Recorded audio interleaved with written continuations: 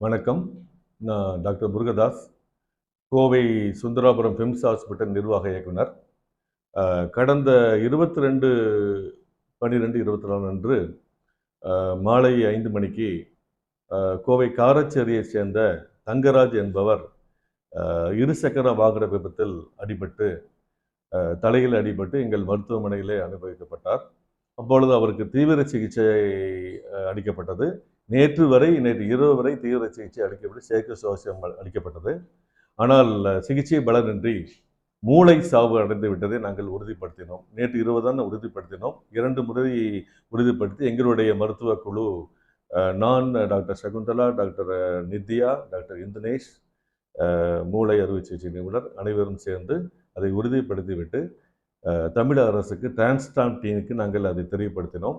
அதன் பிறகு அவர்கள் உத்தரவின் பேரிலே உறுப்பு தானம் செய்ய அவர்கள் உத்தரவிட்டார்கள். அதற்கு முன்பாக அந்த அவருடைய குடும்பத்தினை சேர்ந்த அவருடைய மகள் அனைவருமே பெரிய மனது வைத்து இவ்வளவுடைய சோகத்திலுமே அவர்கள் உடல் உறுப்பு தானம் செய்ய முன் வந்துள்ளதை நாங்கள் மிகவும் பாராட்டுகின்றோம்.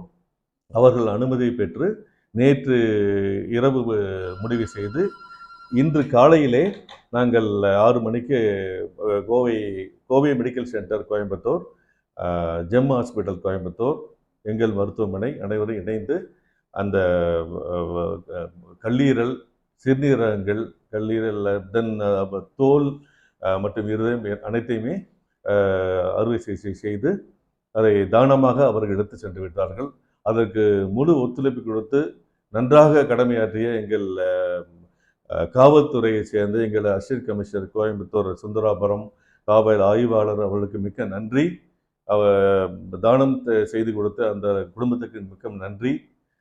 இதன் போல சமுதாயத்துக்கு மனமும் வந்து அவர்கள் உதவி செய்துள்ளதை நாங்கள் எண்ணி மிகவும் பெருமைப்படுகின்றோம். மற்றும் பத்திரிகையாளர் நண்பர்கள் அவர்களுக்கும் எல்லாருக்குமே நாங்கள் நன்றி செலுத்திக் கொள்கின்றோம். நன்றி, வணக்கம்.